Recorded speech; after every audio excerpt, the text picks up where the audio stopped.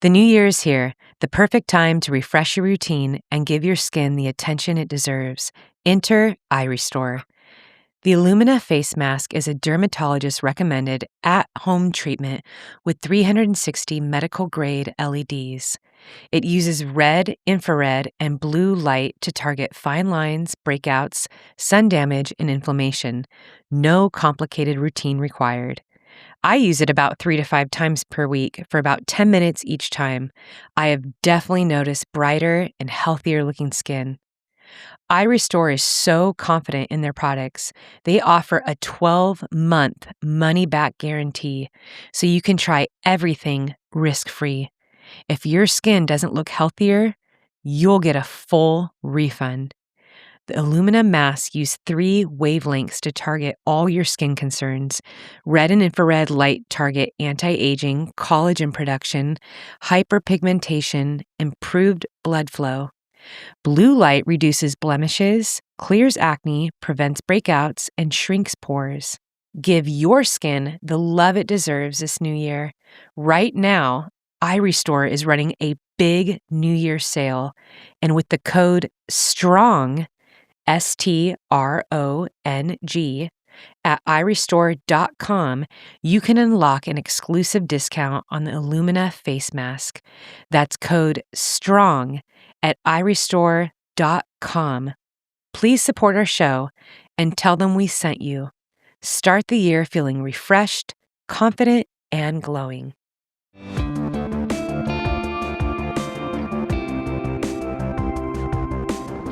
Welcome back, listeners, to another episode of Choose Strong. Very glad that you are here. Eddie, there is a ice storm moving across the United States. We have a lot of people with down power lines, down trees. A lot of ice. A lot of ice, losing power. This is like the coldest that it's been for them in a long time. And yet we still have people getting out and running in it. I know. I was on the Choose Strong Strava page, and I was very impressed with so many pictures of people that got out for like 7, 8, 9 miles in like ice, snow. Yeah. I saw like mustaches that were completely iced over, beards, eyelashes. I'm impressed. The grit and commitment of this community is unparalleled. It really is. Yeah.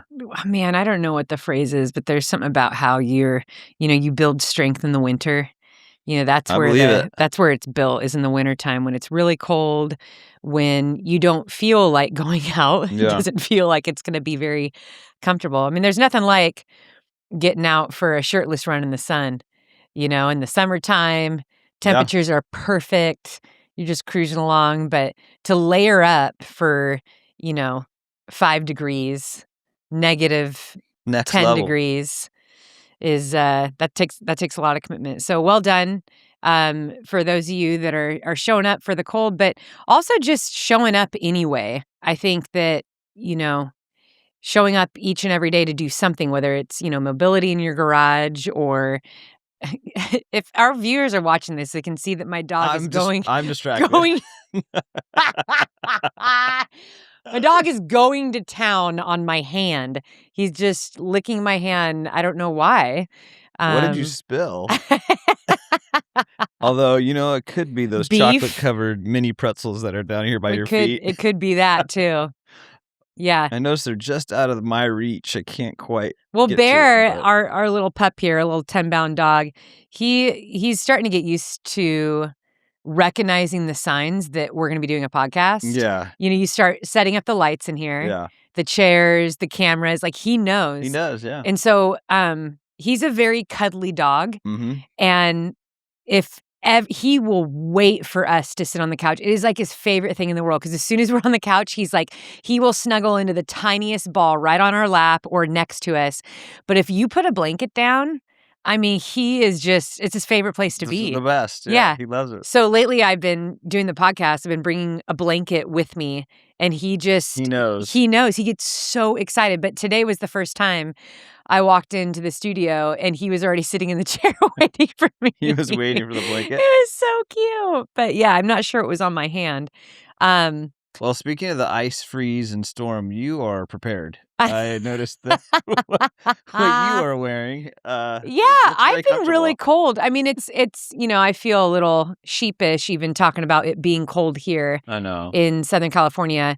It's embarrassing. Our cold is, the lowest that I have seen since living in Huntington, I mean, I'm born and raised here, is like 20, 25, 26 degrees. Like we'll get ice on our rooftops. This is 25, 26 degrees Fahrenheit, by the way. But there's something about a coastal cold, like when the cold is coming off the ocean, it is piercing. Yeah, you're right. It's just, and I spend a lot of time in the mountains. It's just different. I don't know how to explain it, but it's pretty brutal. Also, we live in a house that was built like in the 1960s, True. so insulation isn't the same, There's and not a lot. we don't have air or heat. Yeah. In our house. So I know for some people in the nation, it's like you can't survive with either of those two things. But for the most part, like we'll just do a local fan when it's hot or a local heater. And our house is so tiny, like a little heater can pretty much heat up like half of our house. Yeah. So we have two of those and we're good to go. But yeah, I've been really cold lately. Yeah. I also thought too, like sometimes this happens when I start doing double days and it's in the winter time. I just feel like my body is just, it's always recovering. It's always trying to adapt to what I'm doing. And then out come the jackets. Yeah. Yeah. No, it's been cold in the morning though. Yeah. It's like been every morning. We won't say what the exact degree I'm not going to say how is, but yeah. I get up. It's been cold for us. It's been cold for us. Yeah. This morning I had a treadmill workout and I spent the first 30 minutes in complete sweats head to toe. Yeah. Like full-blown sweats in my garage running on the like big baggy sweats. The garage is really cold. It's really cold and you would think like, "Oh, you're doing heat training." No, I'm not. No, my body can't get warm. I'm just a wimp. Yeah. So, Eddie, we are just a few days out from the Surf City Marathon. I'm not sure if people will be able to hear this in time. It would be super cool. I think, yeah.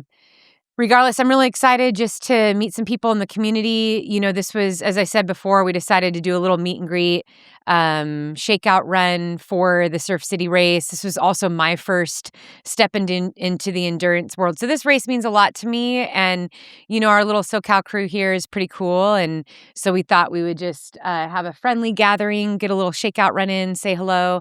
The cool thing is, too, I wish Andy Glaze was going to the run, too. He's not. But afterward, we're going to head over and do a podcast with Andy Glaze. So be on the lookout for that. The episode after this, we are welcoming back our good friend Andy Glaze. There's a lot of exciting things that he's been doing and that he's gearing up for this year. He has a pretty stacked race calendar. He's also releasing a book. And so we'll have a really good conversation. As always, he is a crowd favorite. And we'll be able to welcome him back. But how are you feeling about your marathon in just a few days? My half marathon, yeah. will be. I'm looking forward to having some fun out there. Yeah. Yeah. Little walk jog is what I'll call it. Yeah. Are you gonna implement the I don't know. the Sally strategy? I just feel like the training isn't been where it needs to be to survive it. So where does it need to be? Because I feel like you get up almost every day and do something. Is it just you haven't been doing workouts? Yeah, run workouts? I haven't been I'll run 3-4 miles, but I haven't gone past that. Really. I know you were talking about earlier about the difference in your body composition when you focus more on just putting on muscle weight and wanting to get strong. And then when you transition to running it becomes a little bit harder in those first few months. And I feel like you're just kind of 4 weeks removed from your goal. So yeah, so September, October. No, yeah, was it September? You stopped at the end of December. September to December. Yeah. I guess most of September. So yeah, September, October, November, December. I just put on a bunch of weight and on purpose, muscle weight, but also I was just eating to eat and just to get bigger so I can get the goal of lifting more weight. So, and then now it's January, I transitioned to running. It's just been hard. I just feel like it's been rough. So, and yeah, that's just the way it is. So I'm just going to get out there and jog, walk it, have fun, and don't get injured. This race is interesting because it's basically at the beginning of the year. And whether you're a triathlete, you're a road athlete, track, ultra, a lot of us are just starting our training. So we're doing base training. Maybe we're getting back into shape. A lot of people take their off season during the holidays. And so, it's people are easing back into shape, back into training. So sometimes it isn't ideal. This Yeah. race doesn't really come at an ideal time, let's say, as opposed to like LA Marathon, which is like end of March, which gives you that a little bit more time. So the cool thing is that it's giving you a starting point for the year. I know you've been thinking about doing other races, maybe getting on the trail at some point, maybe the back half of this year. You haven't said or announced anything definitive, but it is nice that you actually can kick off 2026 with a half marathon. That's a pretty stout distance. That's the endurance distance, Yeah. When we enter the running world, we got the 5K, which is very popular, the 10K, but 13.1 miles that's a solid distance to go. And for a lot of our listeners, that was their first that was the first time they'd kind of dipped their toes into the endurance world. Yeah. So, well, are you going to be out there cheering me on? Always. All right. It is. Then I can do it. Every year, I love to be out there. I try to get to at least 5 locations on the course and just cheer people on. I love to watch you run, and I think it was like your 7th year, maybe 8th year doing this race, and so you're always so supportive of my races all year long. I mean, really, I'm out there for just a couple hours and as opposed to a couple days. So it's definitely a fun community event. I mean, it's a big event. There's, I think, among all the races, I think there's close to 20,000 people that take part. Yeah, there's a lot. Yeah, it's such a fun event. I'm really looking forward to it. I know Max and Mackenzie will be out there. Max is going to be spectating just like me. Mackenzie's going for the half marathon. She's putting some really good training, so it'll be fun. I'm going to scream my head off when I see her. Just come on, it's supposed to hurt, girl. But yeah, I know she'll be moving pretty fast. So look for her there's a few out and backs on that course, which is so fun, right? Like especially when you're not feeling good or maybe you need a little boost of motivation to see your friends on the out and back. You always see friends and people out there. So, it'll be fun to see Mackenzie out there. I know Max will be on a bike. Maybe I'll get on a bike this year too. I haven't decided yet, but yeah, we'll have a good crew out there cheering. Yeah, I'm looking forward to it. All right, Sal, in a bit, we're going to get to strength training for runners. But before that, I want to highlight a couple people that are choosing strong. So the first one we have is Amanda Koistinen in the Facebook group. She has a picture. Well, it's like a video, but a really pretty picture of this lake. And her title of her little message is, I did not want to run today, but I started listening to Sally and Eddie and I headed out. The episode I listened to, she was talking about just getting out of bed, grabbing a coffee, and getting it done. 10.5 miles done, pushing my 2-year-old daughter. Oh, amazing. Wow. Shout out to Amanda. She chose strong. Yeah. She pushed for 10.5 miles? She didn't even want to do it, but she got up and did 10.5, pushing a 2-year-old daughter. I'll tell you what, I feel that in my core. Yeah. I remember when Mackenzie was a baby, I had that single stroller, and then Isaiah came, the double stroller. Isaiah did not like the stroller. Mackenzie could sit in it for a while, but there's just something about even your body mechanics when you're running and pushing. It feels weird. Sometimes it gives you an extra ache in the shoulder and the back. Yeah, I bet. Gosh, I don't know if I ever went 10.5 miles. I'm so impressed. And to turn it around mentally. Also, 2-year-old age, it can be, you don't know what you're going to get when that 2-year-old wakes up. I mean, it is. I'm curious. The 2-year-old can be a hard stage. Yeah, well, I'm curious if she, like, how she was in that stroller. Was she like 5 miles in? I'd like to know, Mom, too. I'm done. Yeah. Squirming around. Yeah. Anyways. We had a really cool double stroller that you could hook up. Well, this is back when people had iPods, but You could hook a iPod to it. Yeah. And then there was a tray. So I would bring just a ton of snacks. And then I would play whatever Veggie Tales, Disney Rock, whatever playlist that I could find for the kids. And, they were usually good for about 30 minutes. And then I had to, I usually had to like stop at a park or like, Yeah. let them get out and run. Let them get out and run. Yeah. Well done. Moms, specifically speaking to our younger mamas, I know that those, the days that feel frustrating, where maybe it's, kids aren't plants. They're not dogs. They're not pets. True. Right? Yeah, you're right. We can't just like make them do and easily move them around, Like dogs, I think of like Bear. The other day we went out to the beach. I threw him in a backpack. Yeah. Yep. He was easy. He was quiet the whole entire time. Plants you can move around your house. Kids, they're like us. Yeah. They're little humans that have their own little personalities, their own agendas, ideas, wants, desires, emotions, feelings, and sometimes you just don't know what you're gonna get, and sometimes you just hit heads, or sometimes it's just a hard day. Yeah. For whatever reason, they're crying a lot. They're having meltdowns. They're not going down for their nap. You already are sleep deprived, and it is very easy to just say, you know what? Today we are not doing anything except staying in our pajamas and sitting on the couch. I had a lot of those days. I was going to just say, I just how many felt of those days did you have? So defeated. Yeah, I had days, I remember, where I would just cry. Yeah. And I never thought I would be like that as a mom. Yeah. Where I just, and then you look at why you're crying and it's like your kids are like 1 and 3 and you're like, why am I crying? But you're just, part of it is you're so tired. Yeah.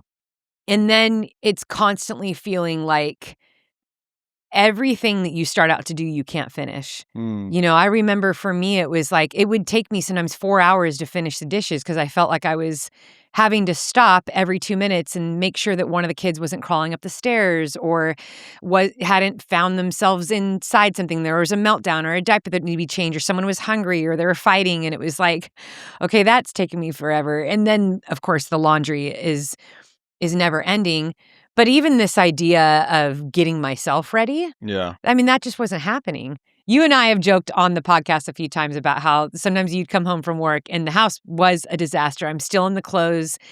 I'm still in the same clothes that you saw me in when you left. Yeah. And this was when I was still running my boot camps at, 4 a.m. Mm-hmm. And I would still be in that workout gear. And you would so lovingly come home and be like, how was your day? Or what did you do today? And I just remember that was like the trigger for me to just blow up and be like, what did you think I did? I saw the red come up from your neck and just take over your face. Yeah. And I was just like, what did you think I did? I hadn't left the house all day. But, hearing stories like this, being able to share, a mom getting out for the day, that was a win for the day. And I think that was the mindset that I had to shift for me. It was like, I had to take it day by day.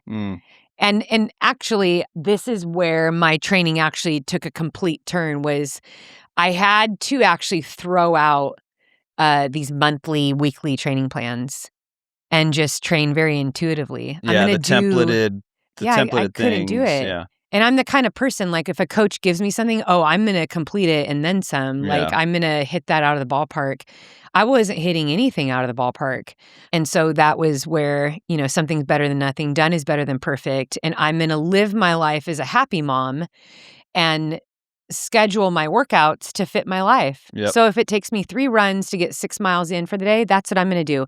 Is every coach going to tell me that's not efficient? Yeah, but I don't freaking care. I'm going to get it done. Yep. And what I realized was I was so much happier when I started to train in a way that fit my life, in a way that I loved, in a way that fit my unique family, and not some weird template that just is for the general population. And I think that is the grace and encouragement everyone needs to hear. Yep. When it comes to your training, it will never be perfect. When you're a parent, when you're working a full-time job and going to school full-time, don't be so obsessed with trying to fit a template into your life.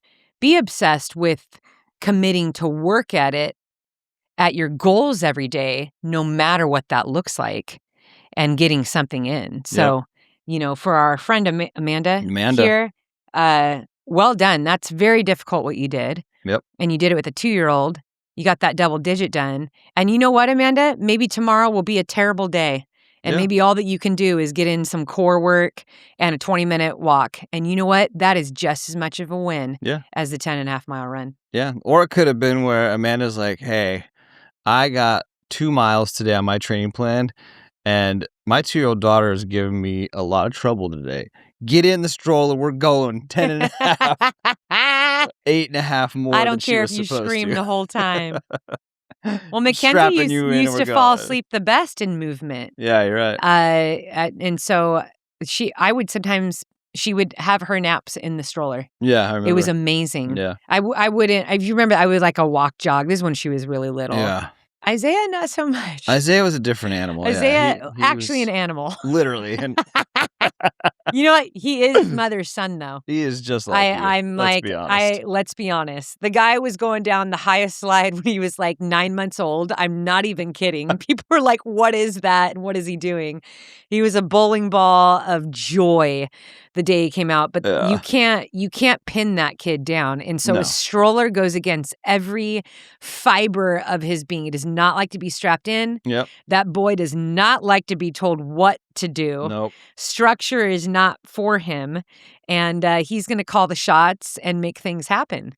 And that's my boy. That's your boy. But, parenting a child like that is very hard. Not easy. Yeah, it's really hard. But the cool thing was I always reminded myself of this when the kids were young and they were having such maybe they were having a hard day and I felt so defeated. I would always remind myself, God chose me to be these particular kids. Yeah. God chose these particular kids for me. Yep. Like, for whatever reason, he thought I was equipped to be their parents, or to be their mom. And so, that's always like a good reminder too, is no one else gets to say that. So even on the hard days, it's still very much a gift. And what did she know, Ed? We got like 5 more months. And goes quick, huh? Yeah, goes quick. All right. Well, Amanda, well done. Well done. All right. The next one is Gabby from the Chew Strong Strava group. And she did an 8.5-mile lunch run on the treadmill. And her title was Ended Week 1 of My 50K Plan Strong. So she finished up long run at lunch, 8.5 miles on the treadmill. Gabby, well done getting after it. Well done. 50K week 1 in the books. All right, last one we have Vincent Jimenez. Vincent, he had an after work run, 3.8 miles, but he has a video of it, and it's basically an hour and a half of uphill hiking. And Vincent's working hard. So Vincent, well done. I don't know what you're training for, buddy, but you were putting in the work. Hour and a half of uphill. That's mountain training right there. Yeah. That is, he's got something planned with some good elevation. That's so solid. Well done. Yeah. So big, huge fan of that. I love hearing what people are doing, how they're training. It's encouraging, right? It's really inspiring. Encouraging. Yeah, it's cool to see what everybody's doing. Yeah, and we have a lot of people that are running right now. I want to remind you, make sure you're taking in those calories, practicing that nutrition. I know we're going to be talking about strength training here in just a minute, but as I learned at Long Haul, it was a good reminder for me. Training that gut, coming up with a really good patterned way to take in your electrolytes, take in those carbs, those calories. That's one of the best things that you can work on, because it also is one of the biggest problems in endurance sports is being able to digest and be consistent with fueling from start to finish. But man, if you can learn to do that, it is a game changer. So make sure you are practicing that today and always, especially on the long runs. That's where it matters the most. A 45-minute run, you should take something in. But even if you didn't, that, you're not going to get a ton of feedback from that. I know like this morning, like I had a huge bowl of oatmeal. You go for a 45, 60-minute run after that. That's probably enough fuel for that whole run. And then you come home and you eat something. But I'd say once you get past 90 minutes, doing any activity for 90 minutes, when you're planning to do that, it's really good that you have a good nutrition plan in place. So well done. Keep moving. All right, let's move into what we're going to be talking about today, Sal. Mm-hmm. Strength training for runners. I know we get a lot of questions. You get a lot of questions about strength training, different exercises, and there's a lot of new runners that that have been tuning into our show, and strength training's new to them because they just run. So I guess let's start off with them. How would you recommend that a new runner start incorporating strength training into their already run training? Mm-hmm. Strength training is one of my favorite topics. I talk a lot about mindset, training the mind, but also the physical body is important. One thing I want to make clear too before I dive into strength training is this is something that should be incorporated into your life year round. The programming does look different if you are training for races, because you have to keep in mind like DOMs, you have to keep in mind maybe race specific type training. Like if you're going to be doing a race that has a ton of descent, a ton of climbing, as opposed to running on a flat road for a long time. And we can get into that later. But what I have learned over the years is that strength training, it makes me feel good in my everyday life. Yeah. So whether I'm reaching up for something in a cabinet that I need to bring down onto a countertop, man, it feels so good to be able to lift weight over my head and have confidence in bringing that down. But I even think about the times where, after finishing a race and, my legs feel weak, I feel weak, and it's like you get off the couch or you get out of bed and you're just like, oh my gosh, like I feel weak, that's sore. And it is always a good reminder to me that, man, I don't want to feel like this in my everyday life. Yeah. I always want to be able to get out of a chair, get in and out of a car. I want to be able to climb upstairs. I want to be able to run alongside a friend or my kids or, one day in the future when we have grandchildren. But strength training is not something that should be viewed as just for specific types of athletes or for a season. Our bodies were built with muscles, and muscles can be conditioned. They can be grown and strengthened our entire life. Yeah. The truth is we lose muscle mass, especially once we hit like from 30 on, you start to lose muscle mass, your metabolism drops, and then when you hit your 40s, when you hit your 50s, and it's crazy how it starts to feel faster the older you get. But the reality is that even though you're losing it, you can still be building it. And I think the commitment to strength, it absolutely will. It'll change your life. I mean, it changes the quality of your life. It changes how you feel when you move about your day. And so I will always be very passionate about this topic because when we feel good in our body, when we feel strong, not only are we able to accomplish and move about our day doing the things that we love, we are also able to help others and to serve others and to be useful, in our communities. So a strong body is very valuable. Yep. You can't put a price tag on it, but it's really cool that we ourselves have a choice in it. We can choose to have a strong body. We can choose to have a strong mind. So today, I want to be specific to runners. Yeah. And I'm really just responding to a very frequented question I've gotten my entire career. I am going to unabashedly pitch my app. My Sal McRae Strength app I built it because of this question. And when you go in there, there's literally hundreds of workouts in there. I'm actually in the middle of revamping the app right now because I am going to simplify it just as far as the collections and the topics go. But overall, that app was made so that if you had barely any equipment or you only had some dumbbells and like a band, you could pretty much do every single workout that's in there. And the idea was total body strength and very runner specific strength. If you don't have my app, I encourage you to get it. It's $99 for the whole year, which breaks down to like $8.50 a month. It's also a wonderful way to support our work in what it is that we do. But there is wonderful workouts in there, stuff that you can do pre-run, stuff that you can do in conjunction with your current running program. My Brick by Brick program is very popular. My 30-day run and strength program is popular.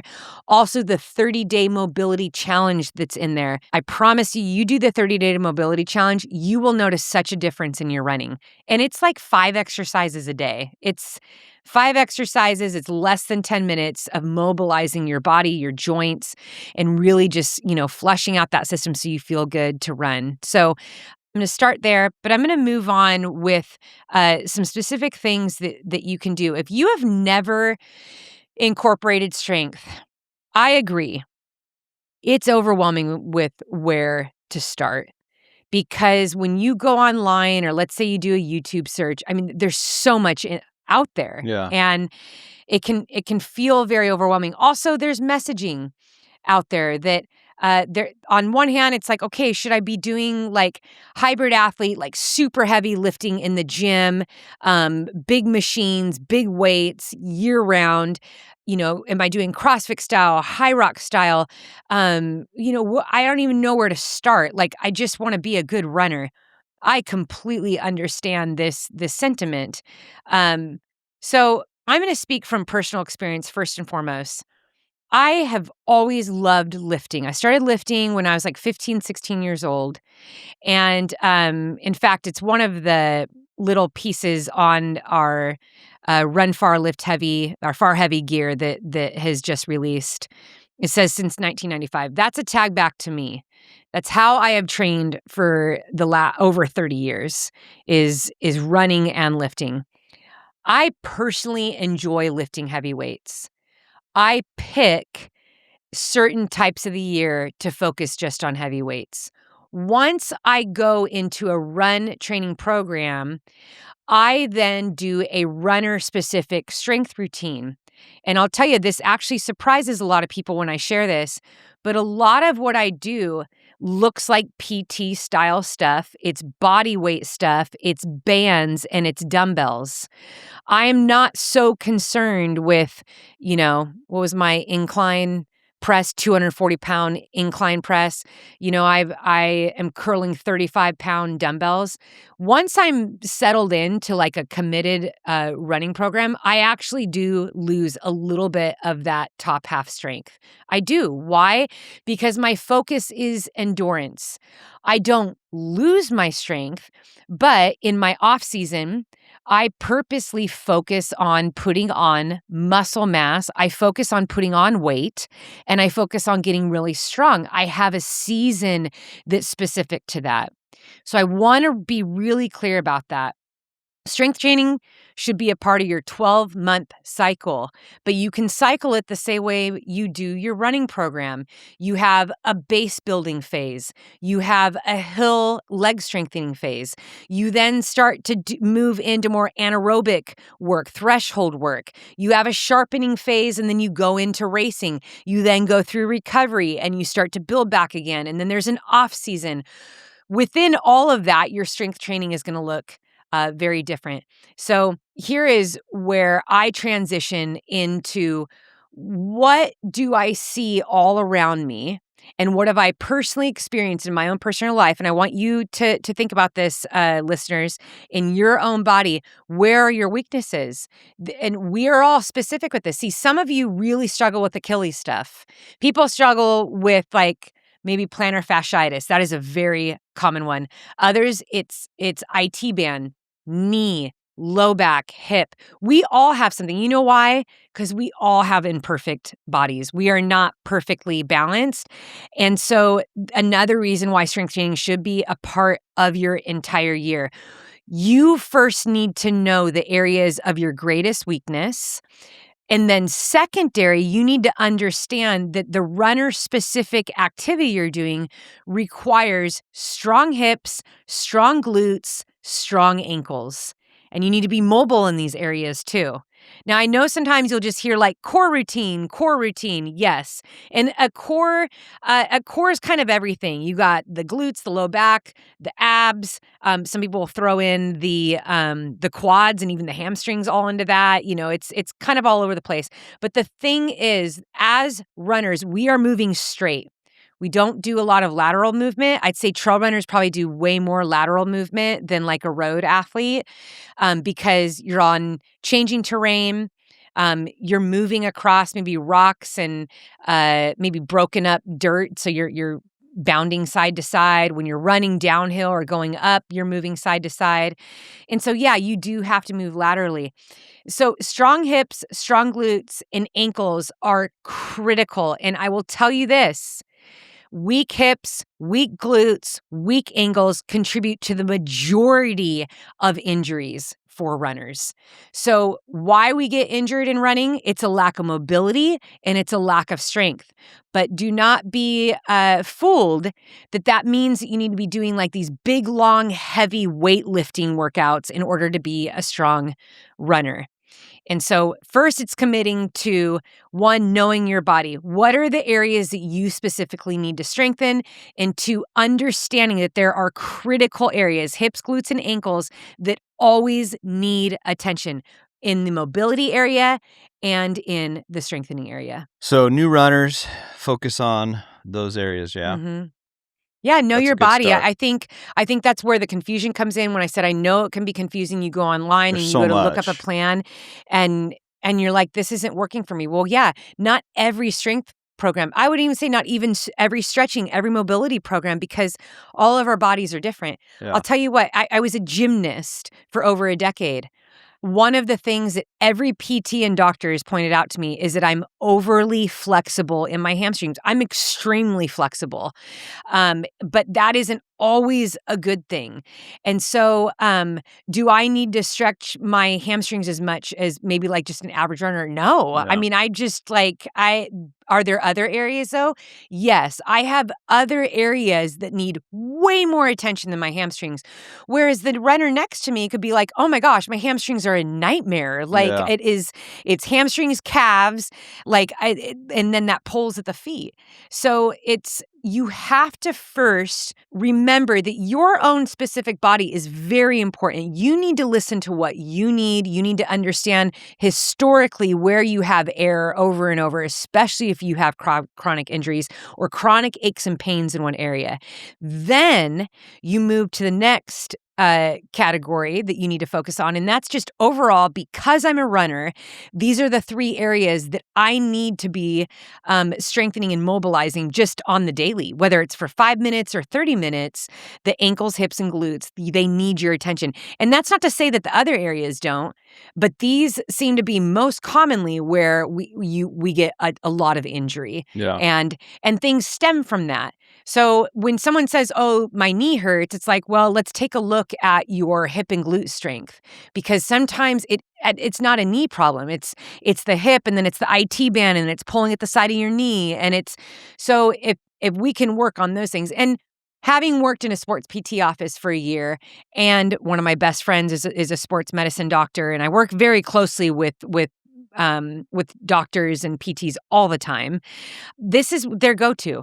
Their go-to all the time is hips, glutes, ankles. Yeah. And so I think it's just bringing in that 20 plus years as a coach, as an athlete in this area. If I had to say right now, top 3, hips, glutes, and ankles, yes, you can't go wrong with giving those things attention on the daily. Yeah. Sally and I love seafood, but have always struggled to find the healthiest and tastiest options at the local grocery store. So we gave Wild Alaskan Company a try. Wild Alaskan Company is the best way to get wild-caught, perfectly portioned, nutrient-dense seafood delivered directly to your door. Trust me, you haven't tasted fish this good. We got our box delivered to our door and filled with amazing fish options. We are big salmon lovers, so we've been loving the sockeye salmon. It's lean, flavorful, vividly red from a diet of plankton and shrimp. It's rich in omega-3s and brain-boosting vitamins. It's delicious with just lemon or in complex dishes, a go-to favorite for salmon lovers everywhere. Wild Alaskan fish is frozen off the boat to lock in the taste, the texture, and nutrients like omega-3s. If you're not completely satisfied with your first box, Wild Alaskan Company will give you a full refund. No questions asked, no risk, just high-quality seafood. Not all fish are the same.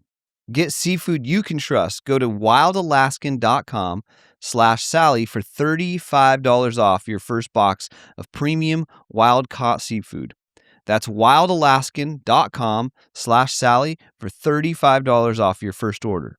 Thanks to Wild Alaskan Company for sponsoring this episode. The secret to performing your best every day is optimal sleep. And the easiest way to optimize your sleep is with the Lagoon pillow that's perfect for you. Take Lagoon's 2-minute quiz to discover the pillow that's perfect for your sleep position and your body type. And every Lagoon pillow can be customized. You can add or remove fill to get your perfect height and support. Lagoon has helped us improve our sleep by pairing us with the perfect performance pillow. I was matched with the Fox and Sally with the Otter. The Fox pillow is 80% shredded memory foam blended with 20% polyester microfibers. And since switching, we've noticed better recovery and improved sleep. Waking up has never felt better. We're refreshed and pain-free thanks to our Lagoon pillows. Go to lagoonsleep.com/choosestrong and take the 2-minute sleep quiz to find your match. Use the code CHOOSESTRONG for 15% off your first purchase. That's lagoonsleep.com/choosestrong. Okay, well let's piggyback on that. What are, in general, I guess, because you just made a great case of you have to listen to your body, know what your weaknesses are to focus on them, to strengthen them. Mm-hmm. What in general for a runner would be like the top 5 best exercises? Mm-hmm. I'm assuming they have to do with the hips and the glutes and stuff like that you were just mentioning, Mm-hmm. because that is obviously connected to everything else. So what would be the top 5 exercises that you would recommend for runners? Oh, they're so boring. Let's hear 'em. And I think that's why you don't see this stuff make social media. It just looks boring. It's not sexy. It's like, really, that's it? But I think it's really important that you start from the bottom. And this is stuff that you can do beforehand. So I'm going to put these two together as one exercises, but toe walks and heel walks. You got to mobilize the ankle. You got to get that big toe responding too. And you don't need to do a lot. I mean, 2 to 3 sets of 15 meters of walking on your toes and really planting that toe into the ground. You can do it barefoot. You can do it in your socks. I like to do a lot of this stuff barefoot. I mean, even if I'm at the gym, I'll just take my shoes off. Not always. Like sometimes I'll stay in my shoe, but I like to feel the flexion in my feet. I like to feel those muscles engaging with the ground, really planting down. So yeah, the toe walks, you just get up, get those heels off the ground and do 2 to 3 sets of 15 meters. Then, and you can do toe walks one way, heel walks the other way, like go back and forth. So I'm going to put these as one exercise together because you're kind of, it's pretty much like in this, so closely in the same category. We're working on those feet, ankle, muscle engagement, mobility. Your brain needs to feel this. The heel walks, that toe comes straight up. So you think of flexing your toe. I always say, I like to give cues to people that they can connect with in their brain. This is so powerful. So I just say, touch your big toe to your shin. Nobody does that. That'd be impressive, yeah. But you can picture in your mind immediately the direction of your foot, of what that looks like. And the knee should be mostly straightened when you do this. You want to keep it as straight as possible, but a slight bend in the knee is, it's okay. But this is very telling for people This isn't a sexy exercise. In fact, when you see people do it, you're like, what are you? It doesn't even look like you're doing anything. But I'll tell you what, some toe walks and heel walks, you're going to loosen things up. You're going to do some good activation. This is a great thing to do before your run, but you can do it after your run. You can do it when you wake up in the morning, but that would be number one. Okay. All right. Number two is mobilizing the hips. Mobilizing the hips in that, I'd say the hip capsule. Very often runners, because all we do is move forward, we're not really good laterally. In fact, I used to joke, because I come from a soccer background and gymnast background. I grew up with doing a lot of agility exercises like you, Eddie. Yeah. A lot of quick-footed stuff, a lot of moving laterally, changing direction. I used to teach this running biomechanic class, and I said, you always know a runner because they're not always like the best dancers because we don't know how to use our hips when we're runners. We've stopped using our hips. You got to loosen up those hips. There's even a term I like to shout out to runners, especially when I was doing live coaching, but it was like run with your hips. This is very hard to connect to with athletes. We think everything in just legs and feet and leg turnover and stuff, but running through your hips and glutes, they're connected right there, and they are your powerhouse. That is your speed, your strength. It's what drives you forward. It drives you up a mountain. If those are stiff, you have a limited range of mobility. Your stride is limited, and it then starts to contribute to some other tightness in other areas of your body, which ultimately then leads to some very common injuries. You got to loosen up those hips. So hip circles, you get on your hands and knees, and you basically just draw a circle with your knee forward, draw a circle with your knee back. This is one of my favorite things to do. I'm going to put right in there as far as the hip stuff goes, you can go right into a stretch here. So doing hip circles, but then come up off your knees, and all you do is you plant that foot on the ground and you reach a hand straight up and you push your hips forward and you get the most amazing stretch. So circle around, put the foot on the ground, push your hips forward, and you get this amazing stretch that goes throughout your hips. So you're mobilizing and stretching at the same time. That is a game changer in running. You're not doing any static stretching here. So again, it's great to do beforehand. But yeah, that's more of a mobilizing exercise. I would say in the same vein, exercise 3, you got to get a band out.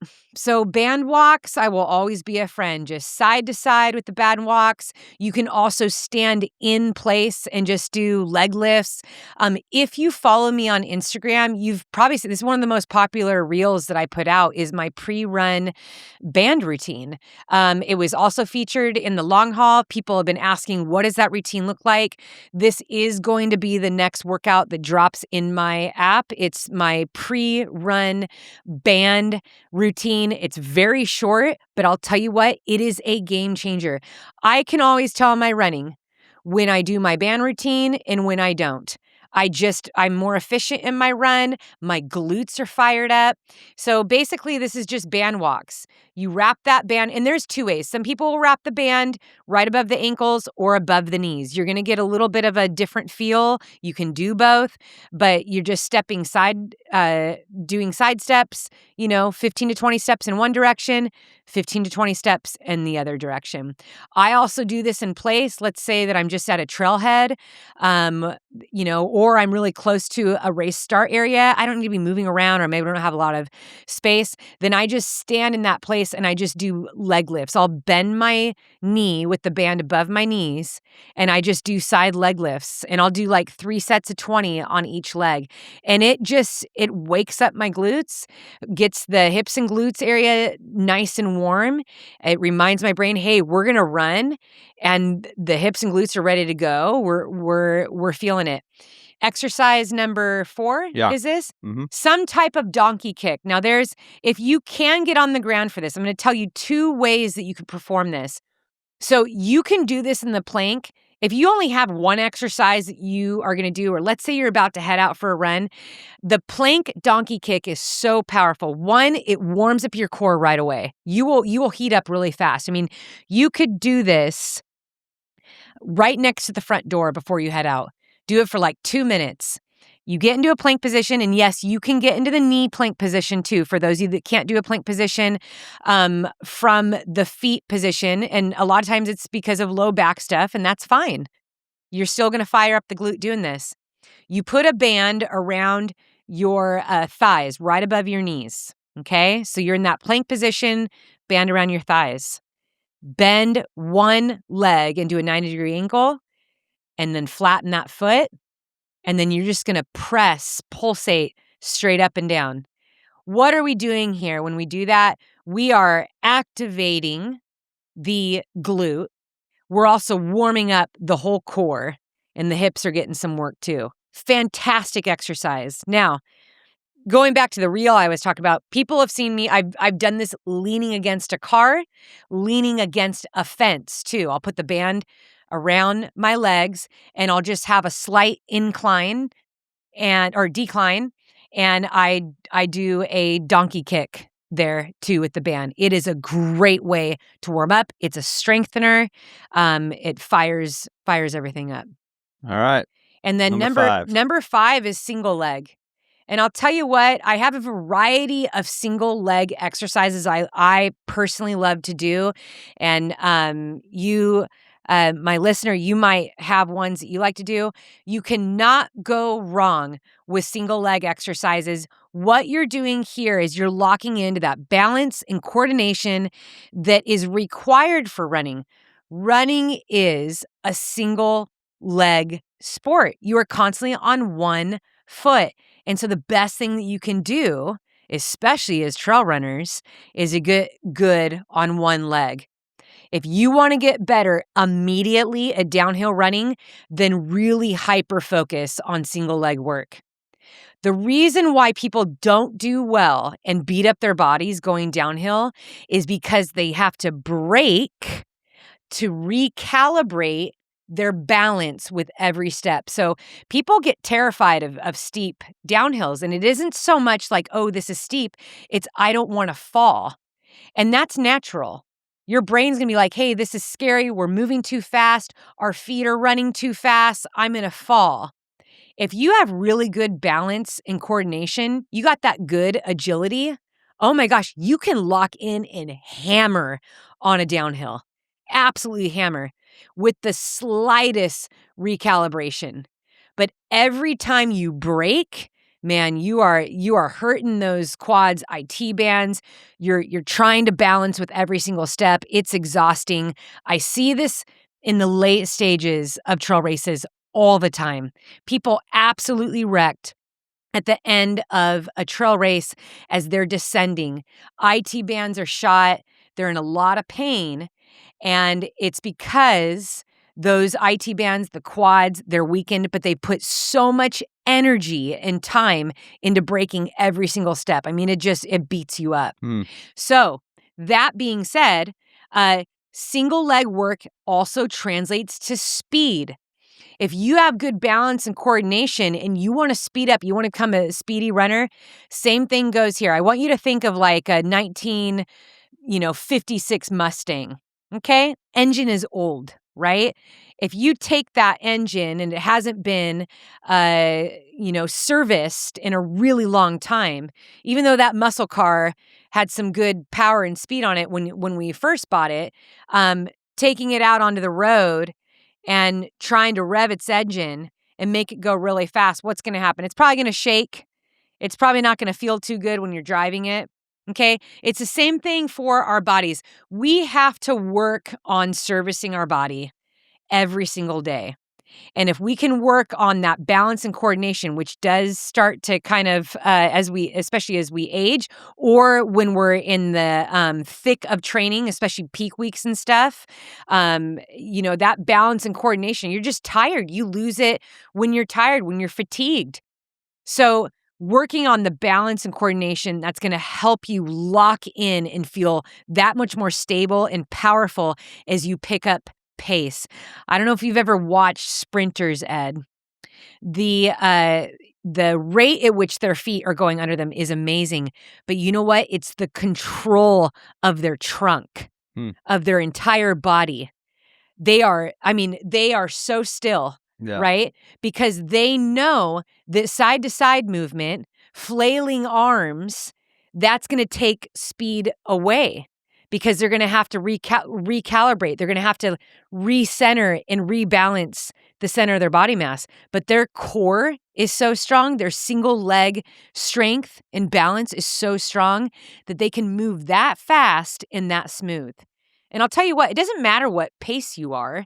It doesn't matter if your top end speed is 10-minute pace or 11-minute pace, that's still fast. That's fast for your body. And so you want to be able to lock into that.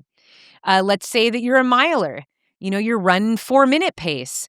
You want to be able to lock into that and feel smooth and fast and in control. You don't want to feel out of control. So my favorite single leg exercises, there's 2, and you can choose either of these. One is the sit and stand. You sit in a chair, you sit on a plyo box, a bench. I feel like sometimes couches are a little bit too low, and couches, like the height of a couch is all over the place, but like a dining room chair is dependable. A weight bench is dependable. I feel like all of those heights they're pretty consistent. So I don't always say the front of a couch. The back of a couch, however, I'll have some people do that, especially if they're coming back from a knee injury or they have knee pain. A single leg sit and stand should not be painful. So sometimes you might have to start by holding on to a bar, some type of pole. A PVC pipe is also like really great when you do this. Sitting more closer to the edge. What you don't want to do is do it with momentum. Okay, you want to power up through that glute, that hamstring, and be able to stand up on one foot. So if you start at a higher point, like a higher block or a higher bench or the back of a couch and really get the feel for it, very powerful.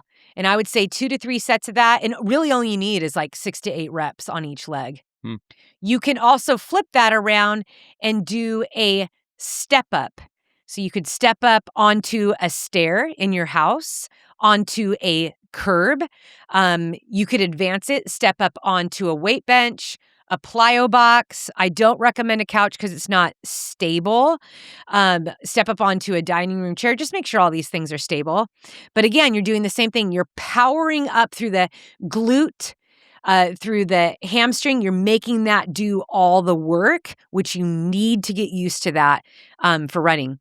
The third single leg exercise would be a squat and reach. And I think this is one of the oldest exercises that I have demonstrated. I think the first video that I made was in 2013.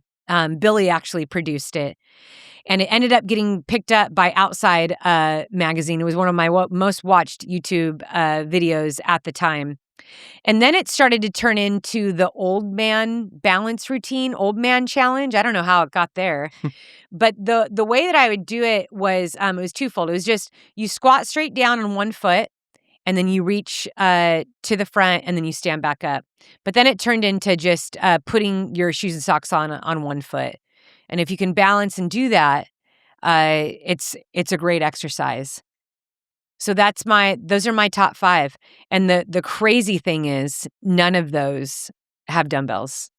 Yeah. The power of lifting your own body weight, let me tell you, is enough. Mm-hmm. And I think because, for so many years, and especially right now, we're just seeing a lot about heavy lifting, which there is a place for that. I really do.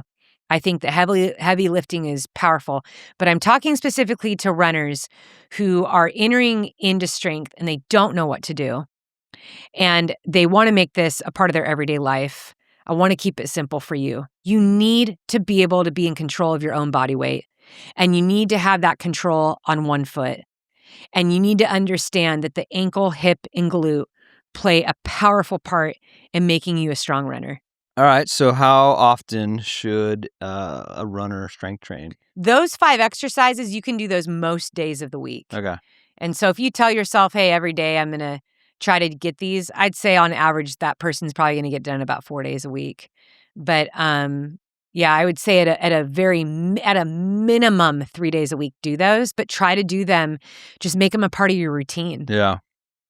Yeah, I'm sure once you get the hang of them and get the idea like you have now, it's like you can you just lock in, you do them really quick, and you have great form, and you knock them out in not that long, right? Like, I think at first it would take a long time just because you're trying to get the form correct, and you're making sure it works. But once you get them all dialed in, you can probably rip them out real quick and yeah, do it daily, huh? You can, and these are things you can do right before you head to the start line of a race. Yeah, You can do this at your car before you hop on a trail.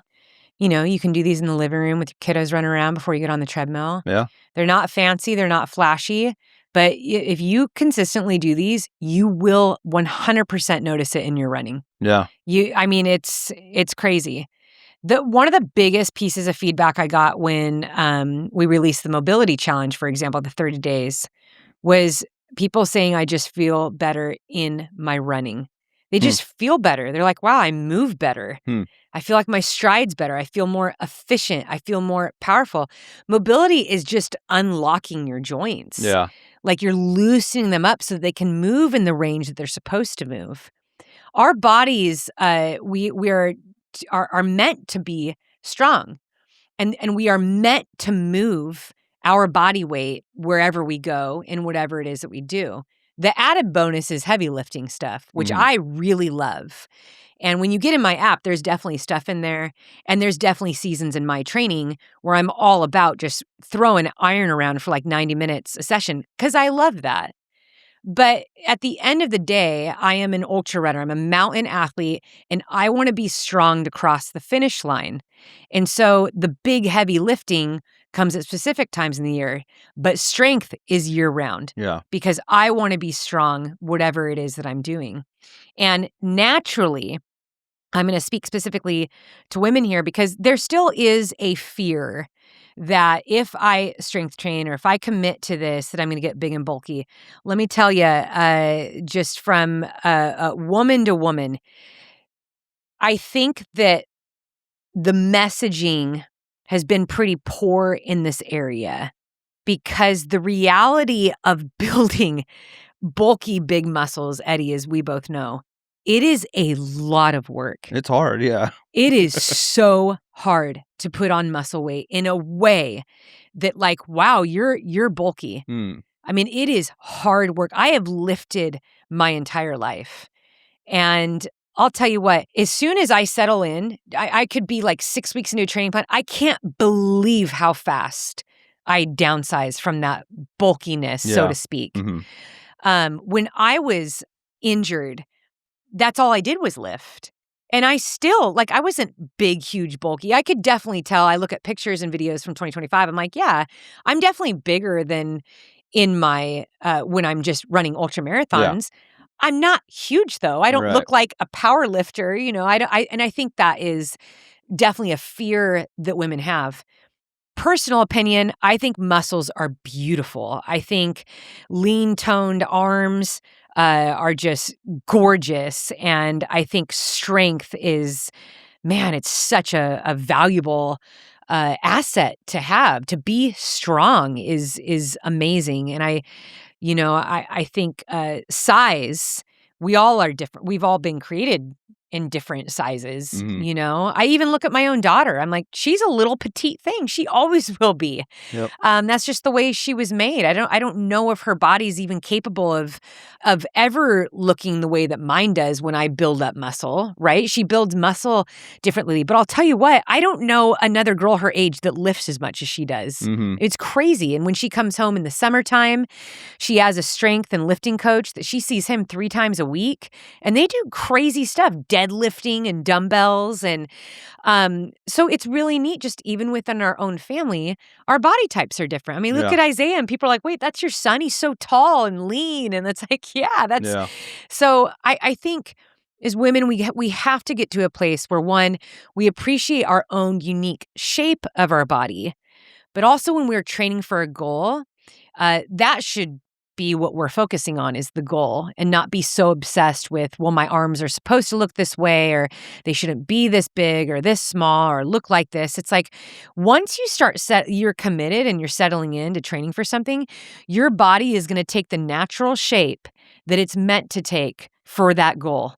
And I know I've said this in podcasts past, but man, it's so crazy when I look at pictures when I'm training for UTMB, what my body looks like, and then what I look like when I'm training for Badwater, a road race. When I'm training for a road race or I'm training for UTMB with 36,000 feet of climbing on it, or these 200s with 40,000 feet of climbing, like I look like a bear when I'm training for UTMB. bear. And then I'm roughly, I mean, like probably 10, 15 pounds lighter when I'm doing road stuff.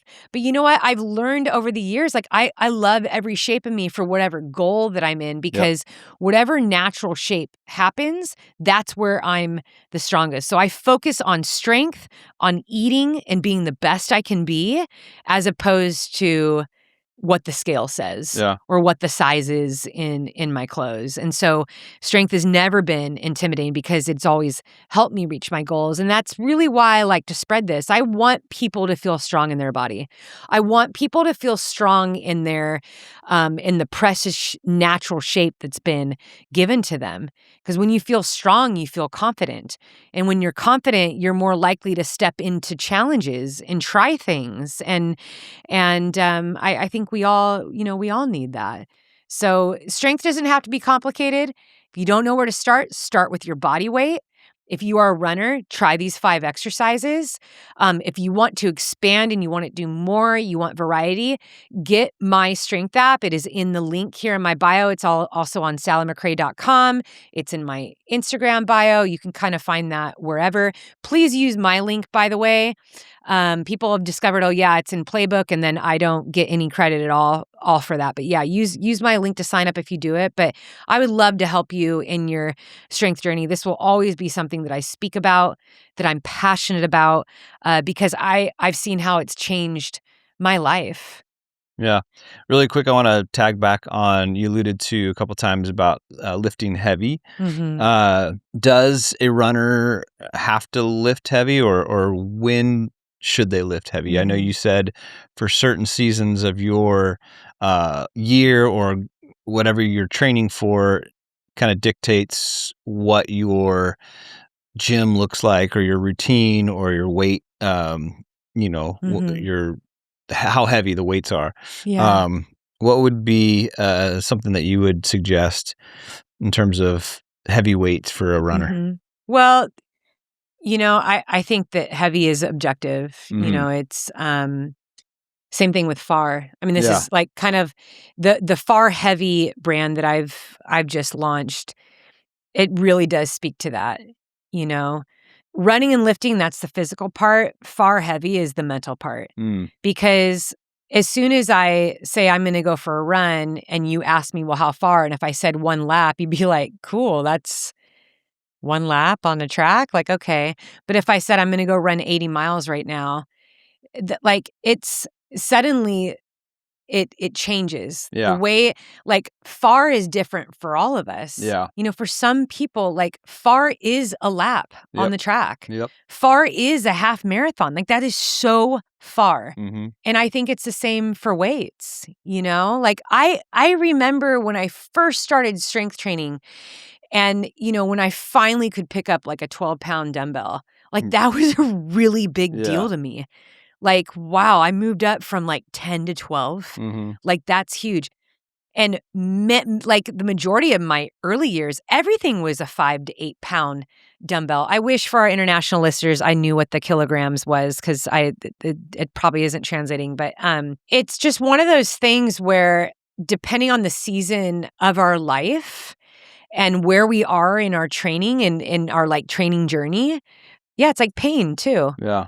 Like, so I'm very sensitive to that. I think that's also why FAR Heavy is so precious to me, because I believe that as humans, we are built to endure. We're built to go far. I believe that we are built to be strong and to lift heavy things. More importantly, the heavy seasons in our life. That's what the FAR Heavy is. And so when people hit a training program or they're reading these things online about lifting heavy, that is very confusing, because I can walk into a gym and someone's like, dude, let's throw some heavy weight around. And as soon as they pick up a 20-pound dumbbell to curl, I'm like, that's not even heavy for me. I do 35s, sometimes 37s. 3 years ago, I couldn't do that. 3 years ago, that was, like, way too heavy for me. Like, that would be insane. And so, I think it's first, what's the weight that challenges you? And to understand the weight that challenges you, it means that you're probably repping to failure by the time you hit, like, 5 or 6. Mhm. Like, once you hit 5 or 6, you're like, "Oh my gosh, this is hard," and that's, like, first set. Yeah. That's heavy lifting. And so, is there a place in that throughout the year? Yes. Off season and base building, 100%. I'm not Dr. Stacy Sims. She's absolutely incredible. She has a lot of wonderful podcasts, programs, information out there. I'm talking more specifically also for women. I think I agree for men too.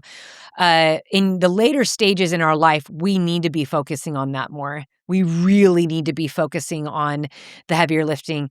I think primarily it's remembering that we are losing a lot of muscle and bone mass. So this is just Yeah. like, this has nothing even to do with running. It's like, because we're losing it so much, that there needs to be an emphasis way more on lifting frequently. I think I joked around with you the other day. I'm like, oh, you can always tell like 40, 50-year-old women in the neighborhood because they're all walking around with weight vests. Like, that's a Mhm. trend right now. Yeah. But it's true. It works. It's great. It's a great way to get some weight in while you're going for your walk. Like, the phases in our training, they all look different. And I think for our listeners, if you're in college, like, you can do a lot more in your training, agility wise, plyometric, some of these speed and hill workouts. Like, your body is bouncy, it's durable, it recovers faster. That doesn't mean that a 50 or 60-year-old can't do that stuff too. Yeah. It's just that the pace and the intensity and the frequency, it just looks different. And we also have to give more way to like warm up and more time strength training. So I think it is specific to the season that you're in your life and where you are in your journey. If you are brand new to weight training and you're trying to figure all that out, and you pick up a 5-pound dumbbell, you're like, this is heavy. Yeah. Like, this is hard. That's your heavy. Yep. Makes sense. Mhm. Makes sense. Well, how has strength training contributed to your build back, rebuild since your injury in April? What did that look like? How did that contribute to you getting strong enough to run 100 miles a couple So weeks ago? quickly, yeah. Yeah. I think because I've spent my entire life strength training, that, I said in the past year, man, I've lost a lot of muscle and Mhm. I've lost a lot of strength for me. I think from my point of view and the way that I was kind of interpreting everything going on was like, wow, I've lost a lot. And I was still getting in the gym. It was a lot of upper body and core stuff. But Mhm. the truth is, when I came back and when, the bone edema was so bad, I ended up, I think in total, from the time we discovered my injury to when I got cleared to run, it was 4 MRIs. And the one thing that was consistent that was brought up was the strength training. Because you are strong, because you've spent so much time strength training, your build back is gonna, you're gonna realize that is gonna help you Yeah. building back. I didn't believe it. I think I had a hard time just because I am used to having like pretty big, strong thighs. Like, I've been a soccer player most of my life as a gymnast. So, and I'm very comfortable saying that. I mean, random strangers and people always kind of, my kids have grown up being like, why does everyone always talk about how big your legs are? It doesn't matter if I'm getting coffee or I'm in a grocery store or whatever. It doesn't bother me. It doesn't. And I've worked really hard to strengthen my legs. I'm proud of them. So, full transparency, it was sad for me. I felt like, oh my gosh, like the one leg especially, I felt like it atrophied a lot. And I was very timid in my return back to running. I mean, I wore a leg brace even though a knee brace doesn't do anything with a heel. I have a healed meniscus. It isn't Yeah. a patellar tendonitis or like joint issue. It's just a meniscus that isn't there anymore. So I wore a knee brace because I was so uneasy about it. I didn't think I was strong enough. And then I limped too because my brain wasn't trusting that I was strong enough. So Mhm. I think physically, visibly, This really tags back to how powerful our minds are. I just didn't trust that I was strong. Yeah. And it took it took about 6 weeks for me to understand that I actually hadn't lost 100% of my muscle. I'd look in the mirror and you still saw muscle definition. The leg is just smaller. And even now, my legs are smaller than what I'm used to. I don't know how long that will take to get back. And especially now that I'm wrapping up for 200, it's yeah, I'm fine talking about it. I know some people have weird feelings about talking about body type, but I want to be a strong, powerful voice in this space to love the body that you have at every season that it's in. And I've been at all seasons. I know what it feels like coming back from a emergency C-section with an extra 65 pounds of weight and a giant scar across my stomach and just feeling so down and heavy that walking even hurt. Like I know that feeling. I know the feeling of just feeling pressured as an athlete to get back to a certain weight or a certain fitness. And I have a lot of compassion on people who stand in front of a mirror and hate what they see. Like it breaks my heart because we get one body. We get one opportunity at this one body. With this one life that we have to strengthen it, to love it, to accept it, because it can do amazing things. Regardless, who cares what society says about it? Like our body's beautiful and incredible and it's wondrous. And I've seen mine change a lot of different shapes over the years. And I think in my build back, it was very new to me. I had to grow to trust my body again and love the new shape that I have and realize what a gift it is just to be able to move regardless of muscle mass, muscle size, what that looks like. But I'm very, very grateful. The one thing that I did have was even though it atrophied and I lost some muscle, I didn't lose all of it. There was still a lot there. And I'll tell you what, muscle memory is a real thing. It was from the time I was cleared to the time, it was really crazy because October 17th, I was cleared to run. January 17th, I ran 100 miles. And I shared on long haul in the last podcast that my biggest running mileage was like 50 miles for the week. And I had one 20-mile run was my longest run. But on average, my weekly mileage was about 26 miles a week. Everything else was I had a hyper focus on strength. It was re-strengthening. I had it in the back of my mind that maybe I would, if I could be strong, that mentally I would lock into what I know about how to run 100 miles and that my body would carry me. I didn't think that I knew I wasn't racing. I knew that I would go slow. And so I didn't need to be so concerned with like my aerobic fitness or anaerobic or leg turnover. I needed to be strong enough to endure. And so the emphasis for those 13 weeks was strength. Yeah. And I'll tell you what, it was strength of mind and that belief and strength of body that got me there. It wasn't aerobic fitness. It was not, workouts. I didn't do one workout. I didn't even do strides, which is crazy. I think everyone should do strides. So it was a big gamble. But, if this can encourage anybody that is in an injury right now that just feels like I can't run, so I can't do anything, you can always strengthen. So in every part of your body should be strengthened. Head to toe as runners, we need strength. Strengthen your shoulders, strengthen your low back, strengthen your core, strengthen your ankles, strengthen your big toe and foot strength and balance. Like there's always something that you can work on and it absolutely will pay back when it is time for you to run again.